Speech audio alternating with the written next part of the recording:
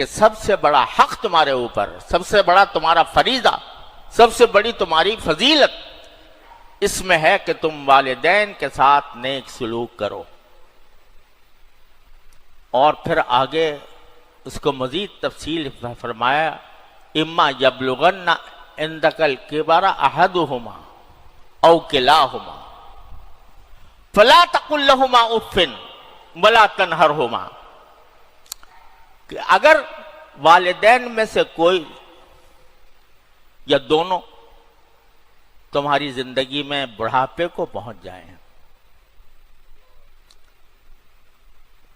والدین دونوں پہنچ جائیں یا ان میں سے کوئی ایک پہنچ جائے، دونوں صورتیں بیان کی ہیں قرآن کریم، ان میں سے کوئی ایک بڑھاپے کو پہنچ جائے یا دونوں پہنچ جائیں، فلا تقل لہما اف، ان کے سامنے کبھی اف نہ کرنا، اف نہ کہنا کبھی والدین کو، فلا تقل لہما اف ولا تنہرہما، کبھی جھڑکنا بھی نہیں، وقل لہما قولا کریما، اور ان کے ساتھ جب بات کرو تو عزت کے ساتھ بات کرو، ان کی عزت و احترام کو ملحوظ رکھتے ہوئے بات کرو، وَاخْفِضْ لَهُمَا جَنَاحَ الذُّلِّ، اور ان کے آگے اپنے آپ کو ذلیل کر دینا،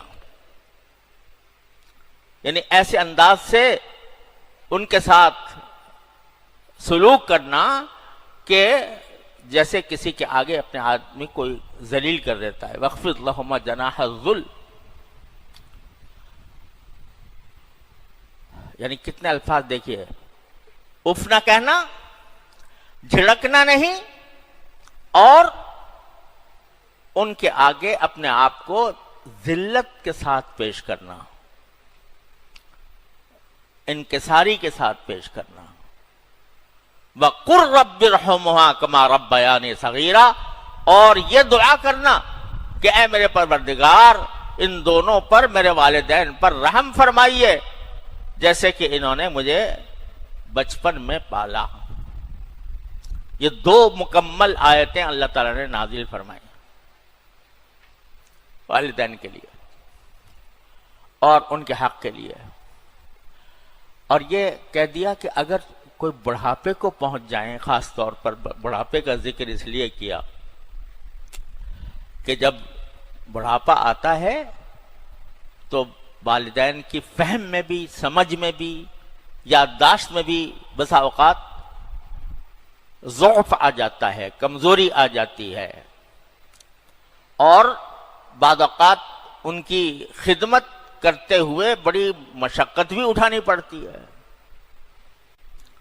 تو فرمایا اصل امتحان تمہارا اس وقت ہے جب تک والدین تمہارے خدمت کر رہے ہیں، والدین تمہیں پال رہے ہیں، پوس رہے ہیں، اور تمہاری ضروریات پوری کر رہے ہیں، اس وقت اگر تم ان کی عزت کرو اور ان کے ساتھ احترام کا معاملہ کرو، ان کے ساتھ حسن سلوک کرو، تو کیا نیکی ہوئی؟ وہ تو کر ہی رہے ہیں، تمہاری زندگی ان پر موقوف ہے بچپن میں۔ لیکن اصل امتحان جب ہے جب کہ وہ بڑھاپے کو پہنچ جائیں، اور بڑھاپے کے اندر ان کے حواس بھی بعض اوقات پوری طرح کام نہیں کرتے، ایک ہی بات کو بار بار پوچھتے رہتے ہیں، یا کوئی ایسی خدمت کرنے کو کہتے رہتے ہیں، ناراض ہو جاتے ہیں، غصہ ہو جاتے ہیں ذرا سی بات کے اوپر۔ اس وقت تمہارا امتحان ہے کہ تم والدین کے ساتھ نیک سلوک کرتے ہو یا نہیں کرتے۔ وہاں بعض اوقات سمجھ میں بات نہیں آتی ان کے، اور تمہیں سمجھانی پڑتی ہے۔ بعض اوقات ایک ہی بات بار بار کہتے رہتے ہیں۔ میں نے ایک جگہ پڑھا تھا ایک مضمون کسی کا،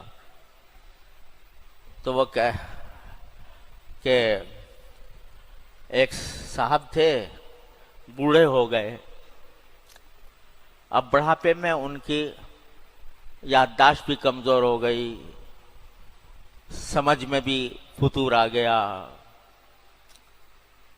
उनका बेटा था, उन्हीं के साथ वो रहते थे। तो एक मर्तबा ऐसा हुआ कि वो बेटा बैठा हुआ कुछ मुताला कर रहा था। बाप ने कहा कि बेटा ये क्या चीज़ है, कोई चीज़ सामने रखी थी। उसने कहा जी ये गिलास है। अच्छा। फिर थोड़ी देर बैठ गए। बेटा ये क्या चीज़ है? उसने कहा जी गिलास है। फिर थोड़ी देर खामोश रहे। फिर बोला बेटा ये क्या चीज़ है? अब जी गिलास है। अब जरा लहजा बदल गया। फिर चौथी या पांचवी मरतबा जब पूछा बेटा ये क्या चीज है, इतनी बार कह दिया आपके सामने गिलास है, बार बार तंग न करो। ये जवाब बेटे की तरफ से आया। तो बेटे की बात सुनने के बाद बाप अंदर गए, एक पुरानी सी डायरी निकाल के लाए और उसका एक सफ़ा खोला। उस सफ़े पे लिखा हुआ था कि आज मेरा 3-4 साल बच्चा था या 3 साल बच्चा है। आज उसने एक कौवा देखा जो दीवार पे बैठा हुआ था। तो उसने कहा मुझसे कि अब्बू ये क्या चीज़ है? मैंने कहा बेटा कौवा है। फिर थोड़ी देर बाद पूछने लगा अब्बू ये क्या है? तो मैंने कहा कौवा है। और इस तरह उसने मुझसे 36 मरतबा सवाल किया और मैं प्यार से उसको जवाब देता रहा कि ये कौवा है। वो डायरी लाके बेटे को दिखाई। ये वही बेटा था कि जब तुम छोटे थे, बच्चे थे, तो ऐसी उस पर तुम्हारे इस कहने पर हमें प्यार आता था और प्यार की वजह से हर बार जवाब देते थे। और आज मैंने तुमसे 3 मरतबा पूछ लिया तो तुम्हारा पारा चढ़ गया। तो ये हकीकत है कि जब बुढ़ापे को वालिदैन पहुंच जाते हैं तो उस वक्त इंसान ये भूल जाता है कि किस मशक्कत के साथ इन्होंने मुझे पाला था, किस तरह मैंने इनको तंग किया था, किस तरह रातों को ये मेरे लिए जागे थे, किस तरह मेरी सेहत का ख्याल करने के लिए हकीमों और डॉक्टरों के पास घूमते फिरते थे और किस तरह मेरी सवालात का जवाब देते थे। वो सब भूल जाता है। अब तो माशाल्लाह वो या तो कोई बड़े इंसान हैं, मनसबदार, और घर में बूढ़ा बाप पड़ा हुआ है, बूढ़ी माँ पड़ी हुई है, तो अब वो अपने को सोचते हैं कि मुझे किस चीज से फायदा पहुंच रहा है, किस चीज से तकलीफ पहुंच रही है। इसलिए कुरान करीम ने खास तौर पर फरमाया इम्मा यबलुगन्ना इंदकुमल अहदुहुमा औ किलाहुमा, बुढ़ापे को पहुंच जाएं तो तुम्हारा इम्तिहान है कि उस वक्त भी उफ ना कहो और कभी झड़क कर बात ना करो, कभी उनको झड़क कर बात करके उनके साथ इज्जत का बर्ताव करो। और ये दुआ करो कि रब्बिरहमहुमा कमा रब्बयानी सगीरा, यानी दुआ सिखलाई मेरे मालिक ने, खुद दुआ सिखलाई कि क्या कहा करो वालिदैन के लिए, रब्बिरहमहुमा कमा रब्बयानी सगीरा। और जैसे मैंने एक मरतबा पहले भी अर्ज किया था कि बहुत सी दुआएं तो वो हैं जो मांग ली गई, लेकिन बात दुआएं ऐसी हैं जो बारी ताला खास तौर पर कुल कहकर हमें सिखाते हैं, ये दुआ कहो, ये दुआ करो। तो जो खुद कहकर दुआ करवाई जा रही है उसकी कबूलियत में कैसे शक हो सकता है? कोई आदमी किसी से कहे भाई मुझसे 1000 रुपए मांगो, उस बेचारे ने मांग लिए, अभी कहता है मैं तो नहीं देता। तो ये क्या है? ये لوم ہے یہ کمینگی ہے کہ پہلے اس سے کہلوائے اور پھر رد کر دے. اللہ جل جلالہ اس سے کہیں بلند و بالا ہے. وہ ہم سے کوئی دعا کرنے کو کہے اور کہتے نہیں میں نہیں مانتا، یہ اللہ تعالیٰ کی ذات سے ناممکن ہے. اس لیے یہ دعا ضرور قبول ہوگی. وَقُلْ رَبِّ ارْحَمْهُمَا كَمَا رَبَّيَانِي صَغِيرًا، ان کے اوپر رحم کیجئے جیسے انہوں نے مجھے پالا تھا. اور یہ دعا صرف والدین کی زندگی کی حد تک محدود نہیں ہے، بلکہ زندگی میں بھی کرو. یا اللہ ان پر رحم فرما. اور رحم فرما جو ہے یہ اتنی جامع چیز ہے کہ اس میں اگر زندہ ہیں تو ان کی صحت بھی آ گئی، ان کی خوشحالی بھی آ گئی، ان کی خوشیاں بھی آ گئیں، ساری چیزیں آ گئیں. اور اگر انتقال ہو گیا تو اس وقت بھی کہو رب ارحمہما کما ربیانی صغیرا. انتقال کے بعد بھی یہ دعا کرو. بسا اوقات ایسا ہوتا ہے کہ بندہ اپنی زندگی میں، والدین کی زندگی میں اس نعمت کی قدر نہیں کرتا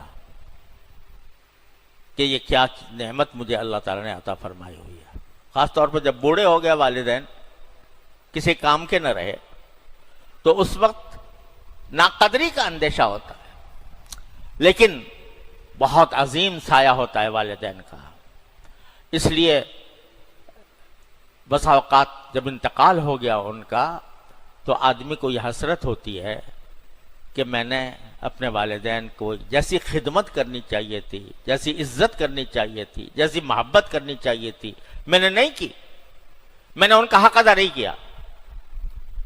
تو اللہ جل جلالہ نے اس حسرت کی تلافی کا بھی راستہ رکھا ہے. اگر تمہیں نادانی میں، بے وقوفی میں، غفلت میں تم نے اپنے والدین کی اس طرح قدر نہیں کی جیسے کرنی چاہیے تھی، اور جو ان کا حق تھا وہ ادا نہیں کیا، تو اب تمہارے لیے اب بھی راستہ کھلا ہے. کیا؟ ان کے لیے دعا کرو رب ارحمہما کما ربیانی صغیرا. دعا کرو. حدیث میں رسول کریم صلی اللہ علیہ وسلم نے ارشاد فرمایا کہ اذا مات ابن آدم انقطع عملہ الا من ثلاث، کہ جب بندہ مر جاتا ہے، ابن آدم، آدم کا بیٹا یعنی انسان، مرد ہو یا عورت، جب وہ دنیا سے چلا جاتا ہے، اس کے اوپر موت طاری ہو جاتی ہے، تو اس کے سارے اعمال ختم ہو جاتے ہیں. اب ہزار کوشش کرے کہ میرے نامہ اعمال میں کوئی اضافہ ہو جائے، نہیں ہو سکتا. آج جو ہم جو غفلت میں وقت گزار رہے ہیں نا، ہمیں قدر نہیں ہے اوقات کی، زندگی کے اوقات کی قدر نہیں ہے. جو ایک ایک لمحہ اللہ جل جلالہ نے جو ہمیں عمر کا عطا فرمایا وہ بڑا قیمتی ہے. اس کے ذریعے ہم نیک اعمال کے خزانے جمع کر سکتے ہیں، جنت کما سکتے ہیں. لیکن جب مر گئے، دنیا سے چلے گئے، باب بند ہو گیا، دفتر عمل بند ہو گیا. اب ہزار حسرت کرو. قرآن کریم میں آتا ہے، قرآن کریم فرماتا ہے کہ بعض اوقات ایسا ہوگا کہ بندہ جب دنیا سے جائے گا تو یہ درخواست کرے گا کہ یا اللہ مجھے ایک مرتبہ پھر دنیا میں بھیج دے. فَأَصَّدَّقَ وَأَكُن مِّنَ الصَّالِحِينَ، وہاں جاؤں گا تو خوب صدقہ کروں گا اور نیک بنوں گا، بہت نیکیاں کروں گا. تو اس وقت حسرت کرے گا. لیکن اللہ تعالیٰ فرماتے ہیں وَلَن يُؤَخِّرَ اللَّهُ نَفْسًا إِذَا جَاءَ أَجَلُهَا. جب کسی بندے کی موت آ جاتی ہے تو پھر اللہ تعالیٰ اس کو کوئی ایک لمحے کی بھی مہلت نہیں دیتا. اور اگر وہ کہتا ہے مجھے دوبارہ بھیج دیجئے نیک عمل کرنے کے لیے، تو جواب یہ ملتا ہے کہ اولم نعمرکم ما یتذکر فیہ من تذکر وجاءکم النذیر، کیا میں نے تمہیں اتنی عمر اتنی زندگی نہیں دی تھی کہ جس میں اگر کوئی شخص نصیحت حاصل کرنا چاہتا تو نصیحت حاصل کر لیتا؟ وجاءکم النذیر، تمہارے پاس ڈرانے والا بھی آیا تھا، یعنی انبیاء کرام اور انبیاء کرام کے وارثین، علماء، داعیان، مبلغین، وہ سب تمہیں ڈرانے کے لیے آتے رہے، اور اتنی لمبی تمہیں عمر دی، اب نہیں ہو سکتا مزید کچھ، تو دروازہ بند، ختم ہو گیا، اعمال ختم ہو گیا۔ لیکن فرمایا کہ 3 چیزیں ایسی ہیں کہ مرنے کے بعد بھی وہ انسان کے اعمال میں اضافہ کرتی رہتی ہیں۔ وہ کیا ہیں؟ کہ کوئی آدمی ایک ایسا علم چھوڑ کر گیا ہو جس سے لوگ فائدہ اٹھا رہے ہیں۔ علم یعنی کوئی لوگوں کو علم سکھا دیا، تعلیم دے دی، تو جب تک وہ اس علم پر عمل کرتے رہیں گے یا دوسروں کو پہنچاتے رہیں گے، اس کا ثواب اس پڑھانے والے کو ملتا رہے گا۔ کسی نے کوئی کتاب لکھ دی اور اس سے لوگوں کو فائدہ پہنچ رہا ہے، تو جب تک پہنچتا رہے گا اس کے نامہ اعمال میں اضافہ ہوتا رہے گا۔ اور صدقہ جاریہ، کہ کوئی ایسا صدقہ چھوڑ دیا جس سے کہ لوگ فائدہ اٹھا رہے ہیں، کوئی مسجد بنا دی، کوئی کنواں کھود دیا، کوئی پانی کا انتظام کر دیا، کوئی ہسپتال چھپا خانہ بنا دیا، کوئی بھی ایسی چیز جس سے آنے والے فائدہ اٹھاتے رہے، وہ بھی اس کے نامہ اعمال میں اضافہ کرتی رہے گی، بڑھاتی رہے گی۔